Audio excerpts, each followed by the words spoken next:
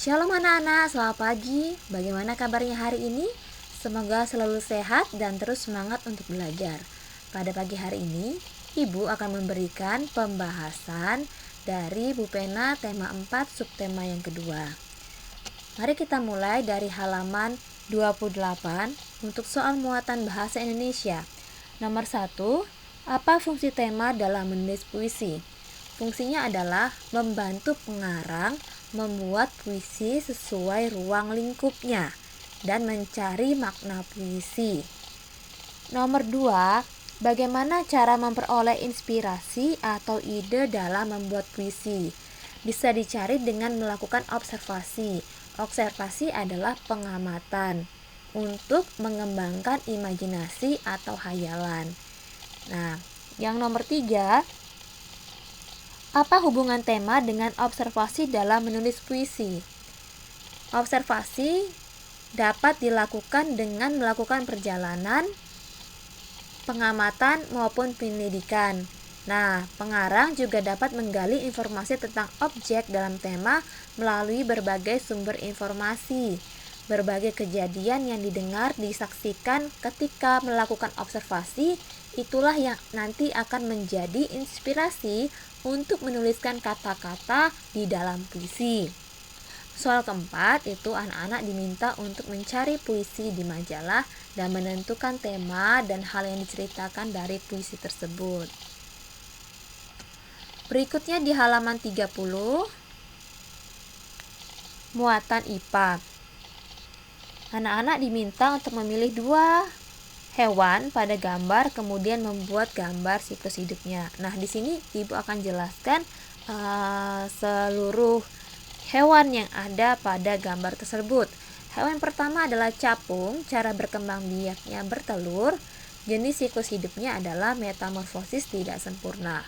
Siklus hidupnya dimulai dari telur, nimfa, capung muda, dan capung dewasa.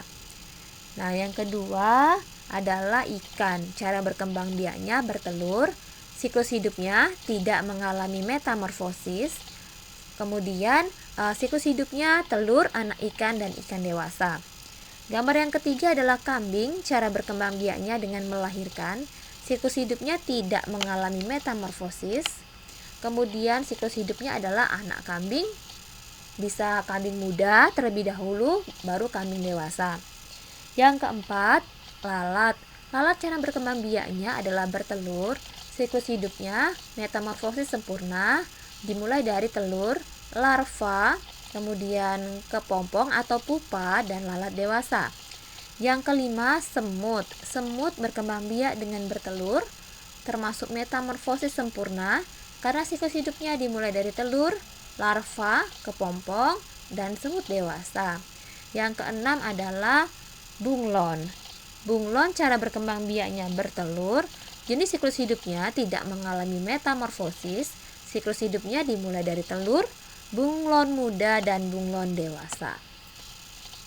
Berikutnya kembali pada muatan bahasa Indonesia di halaman 32.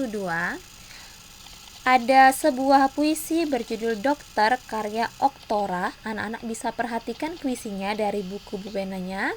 Soal pertama, apa yang dilakukan setelah menentukan tema dan melakukan observasi dalam membuat puisi? Yang dilakukan adalah membuat puisi dan pemilihan kata. Nomor 2, mengapa pengarang perlu melakukan pemilihan kata? Karena puisi adalah cerminan dari pengarang yang menulisnya, dan kata-kata yang terdapat dalam puisi itu kata-kata yang indah ya, bisa mengandung konotasi tertentu, bisa bermakna tertentu ya. Beda dengan kita membuat sebuah kalimat. Kata-kata dalam puisi itu coba anak-anak perhatikan, itu kata-katanya dipilih kata-kata yang indah dan penuh makna. Nomor 3, bagaimana cara menentukan pilihan kata? Caranya dengan cara mencari sinonim kata. Misalnya indah memiliki arti yang sama dengan elok. Kata-kata yang kamu pilih itu adalah kata-kata yang sesuai dengan tema. Nah, kalau indah mungkin biasa kita dengar dalam percakapan sehari-hari. Elok, nah lebih tepat kita gunakan dalam puisi ya, karena kata-kata itu terlihat lebih indah gitu ya. Yang keempat, Soal yang pertama, apa tema puisi tersebut? Maaf, yang 4, apa yang perlu diperhatikan dalam pemilihan kata? Maaf ya. Yang pertama adalah kata-kata itu maknanya positif, kemudian berupa ungkapan pujian, tidak menggunakan kata-kata yang tidak pantas atau kurang sopan, hindari penggunaan kata yang sifatnya menjelekkan, mengejek atau menghina. Gunakan kata-kata yang memiliki kemiripan bunyi. Akhir, misalnya keluh kesah, suka duka, canda tawa. Gunakan perumpamaan tentang objek yang ingin kamu ceritakan.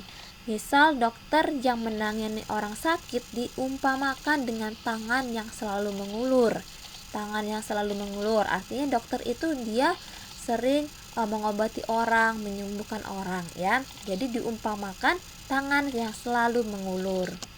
Nomor 5, tema puisi pada halaman 32 adalah pentingnya besarnya perjuangan dokter. Yang bagian B, hal yang dikagumi adalah keikhlasan dokter, terutama dalam senyum, kerelaan dokter untuk menyisihkan semua waktu. Kemudian yang C, kata-kata yang indah dalam puisi tersebut adalah kemuliaan, keikhlasan, dan kerelaan. Yang keempat, makna dari kata-kata tersebut. Kemuliaan yaitu peran dokter yang rela membantu orang sakit. Keikhlasan di mana peran dokter itu dia membantu tanpa mengharap imbalan. Yang ketiga, kerelaan, dokter bersedia mengorbankan waktu dan tenaganya. Kemudian berikutnya isi puisi tersebut adalah tugas dokter yang sangat mulia dalam mengobati pasien. Berikutnya masih untuk muatan bahasa Indonesia ya. Ada sebuah puisi berjudul Sang Penuang Ilmu di halaman 36. Nomor 1, apa tema puisi tersebut? Temanya adalah peran seorang penulis yang berisi ilmu pengetahuan. Yang kedua, jelaskan makna kata yang bercetak miring pada puisi tersebut. Yang dicetak miring adalah kau membuatku membuka ruang dunia yang luas. Maknanya, hal yang ditulis bisa buku, bisa artikel itu memberikan ilmu kepada setiap orang yang membaca atau kepada para pembaca. Nomor 3, tuliskan kata-kata sulit. Yang pertama,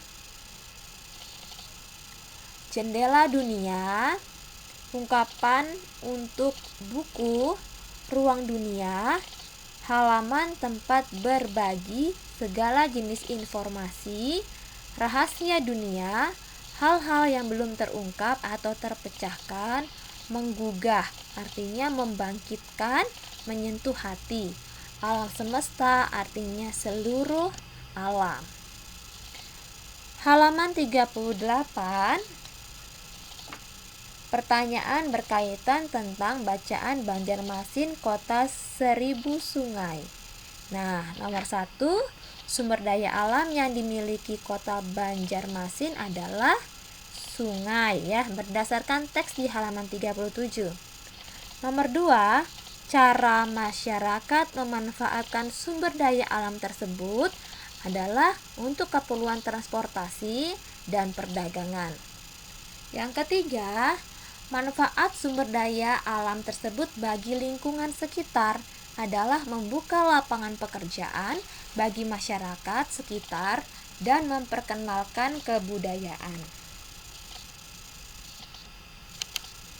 Pada halaman 40 untuk soal nomor 1 kemarin Ibu berikan tugas kepada anak-anak untuk mengerjakan di sekolah. Bagi yang belum selesai boleh lanjutkan di rumah. Nah, pada bagian B Ibu akan memberikan pembahasannya. Nomor 1, pernyataannya adalah pentingnya peran petugas kebersihan di lingkungan. Jawabannya B ya. Tanggapannya adalah benar. Alasannya, petugas kebersihan akan membantu dalam membuat lingkungan menjadi bersih dan nyaman. ya. Yang kedua, bahaya sampah yang menyumbat saluran air. Jawabannya benar, sesuai dengan isi puisi. Anak-anak boleh perhatikan puisi petugas kebersihan yang ada di bagian soal nomor 1 ya. Alasannya, sampah yang menumpuk di selokan dapat mengakibatkan tersumbatnya saluran air. Nomor 3, petugas kebersihan selalu menyapu saat siang hari. Salah ya anak-anak. Tidak hanya siang hari, petugas kebersihan itu menyapu dilakukan secara teratur, bisa pagi hari, bisa kadang sore hari. Memang biasanya pagi-pagi hari petugas kebersihan itu menyapu jalanan ya, kemudian trotoar. Nah, yang keempat, sampah yang berserakan sangat nyaman dipandang mata. Jawabannya salah, karena sampah yang berserakan dapat mengganggu kenyamanan pandangan mata dan bahkan terkadang menimbulkan bau yang tidak sedap. Nomor 5, sampah yang berserakan membuat lingkungan menjadi kotor. Benar ya anak-anak, karena bisa menyebabkan timbulnya bibit penyakit dan menjadi sarang nyamuk saat musim hujan tiba. Berikutnya, untuk muatan SBDP di halaman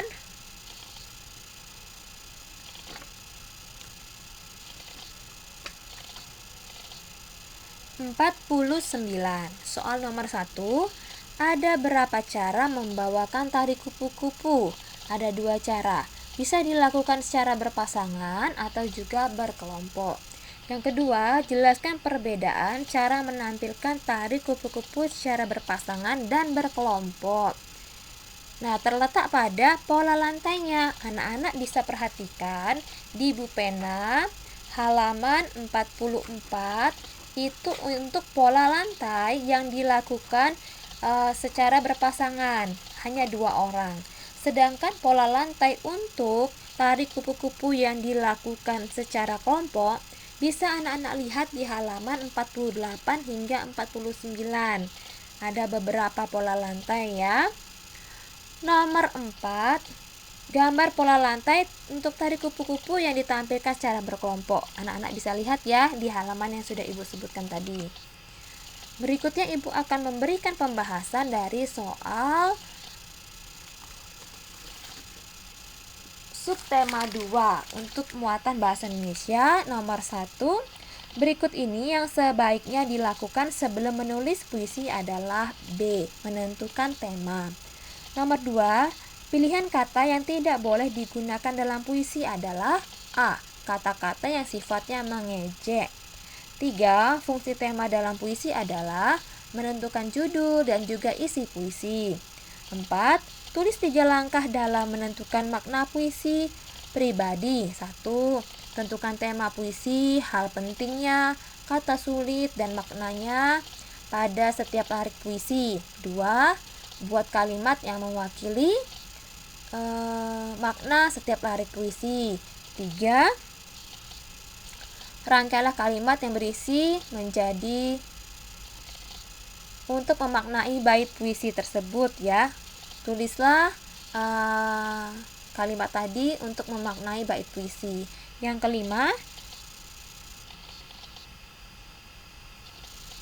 kelima itu anak-anak bisa baca puisinya di halaman 50. Nah, puisi ini bercerita tentang perjuangan ya, perjuangan tentara Indonesia. Dari mana kita bisa tahu bahwa ini menceritakan tentang perjuangan tentara? Dari kata-kata di puisi dikatakan berbaju loreng hijau yang membela negara. Nah, pekerjaan yang menggunakan baju loreng hijau itu adalah seorang tentara. Jadi makna puisinya adalah perjuangan tentara Indonesia dalam menjaga wilayah Indonesia, bisa menjaga wilayah dari pihak asing boleh. Muatan IPA nomor 1. Berikut pernyataan yang bukan mengenai metamorfosis sempurna adalah yang bukan ya, D. Bentuk tubuh saat netas sama dengan ketika dewasa. Nomor 2. Contoh hewan yang tidak mengalami metamorfosis adalah kelelawar, kucing, dan sapi. Jawabannya C. Nomor 3. Selain sebagai bahan sandang, atau pakaian. Kulit sapi bisa digunakan untuk macam-macam, bisa untuk membuat alat musik, rebana, gendang, ikat pinggang, membuat tas, membuat sepatu ya anak-anak. Nomor 4, tulis 3 contoh manfaat tumbuhan bagi manusia, hewan, dan lingkungan. Bagi manusia sebagai sumber oksigen, bahan pangan, bahan makanan, bahan sandang itu bahan pakaian, bahan papan yaitu sebagai tempat tinggal. Bagi hewan sebagai sumber oksigen, sumber makanan, dan tempat tinggal. Sedangkan bagi lingkungan, tumbuhan itu bermanfaat sebagai paru-paru dunia, paru-paru kota untuk menetralkan racun seperti karbon dioksida dan sebagai peneduh lingkungan. Yang kelima, buatlah tabel perbandingan dari kedua hewan tersebut, dari kucing dan hewan. Kita bandingkan pertama dari siklus hidupnya. Anak kucing muda dan kucing dewasa. Sedangkan anak ayam muda dan ayam dewasa. Kemudian cara berkembang biak, dimulai dari melahirkan, sedangkan ayam bertelur. Kegunaannya bagi manusia, kucing sebagai hewan peliharaan, sedangkan ayam sebagai hewan peliharaan dan juga bisa dikonsumsi sebagai bahan makanan. Berikutnya muatan SBDP nomor 1. Nama tarian tersebut adalah tari kecak dari Bali. Jadi jawabannya A. Nomor 2, perlengkapan yang digunakan saat tari kupu-kupu adalah D. Selendang. Nomor 3, gerakan berikut merupakan bagian dari gerakan tari kupu-kupu. Nomor 4, perlengkapan atau aksesoris yang digunakan saat tari kupu-kupu adalah selendang dan bando. Nomor 5, hal yang harus dilakukan untuk mempersiapkan tari kreasi kupu-kupu, yaitu buatlah kelompok tarinya, siapkan selendangnya, perhatikan gerakannya. Anak-anak bisa lihat di buku atau ibu contohkan. Yang kemudian lakukan gerakan tari kupu-kupu sesuai dengan petunjuk. Muatan IPS nomor 1. Sumber daya alam seperti sayur dan buah terdapat di daerah, jawabannya B. Dataran tinggi. Nomor 2. Salah satu contoh pemanfaatan sumber hewan adalah C. Membantu pekerjaan manusia. Nomor 3. Manfaat sungai bagi masyarakat Banjarmasin sebagai alat sarana transportasi dan perdagangan. Nomor 4, tuliskan manfaat sumber daya alam minyak bumi bagi manusia sebagai bahan baku BBM, bahan baku pembuatan plastik, bahan baku pembuatan lilin, dan ban. Nomor 5, tulis 3 ruang yang terdapat pada rumah adat suku Baduy. Yang pertama, Sosoro untuk tempat menerima tamu, tepas sebagai tempat aktivitas tidur dan pertemuan keluarga, dan imah digunakan untuk memasak serta menyimpan hasil ladang dan beras. Nah, yang terakhir muatan PPKN soal nomor 1. Sikap Pati Gajah Mada dapat kita teladani adalah sikapnya bertanggung jawab. Nomor 2. Adikmu ingin menjadi seorang penari. Salah satu sikapmu untuk mendukung adikmu adalah C. Mengantar adik ke tempat les menari. Nomor 3. Salah satu sikap bersatu yang dapat kamu lakukan demi mempertahankan kemerdekaan adalah menghargai perbedaan budaya, agama, dan suku bangsa. Bisa juga belajar dengan sungguh-sungguh, berarti anak-anak itu termasuk mempertahankan kemerdekaan. Nah, yang keempat, tuliskan 3 manfaat mengenal bahasa dan makanan khas daerah. Manfaatnya, kita dapat mengenal kebudayaan yang ada di Indonesia. Kita mampu berkomunikasi, kita dapat melestarikan makanan khas ya. Nomor 5, mengapa persatuan dan kesatuan sangat penting diwujudkan dalam keragaman yang ada di sekitar kita. Nah, supaya menciptakan kerukunan dan ketenangan dalam hidup. Kemudian timbul rasa aman dan damai dan sikap saling peduli antar sesama. Baik, demikian anak-anak penjelasan Ibu pada hari ini. Anak-anak silakan baca lagi, pelajari kembali. Besok Ibu akan tanya jawab seperti biasa ya. Anak-anak persiapkan dirinya. Selamat pagi, Tuhan Yesus memberkati. Shalom.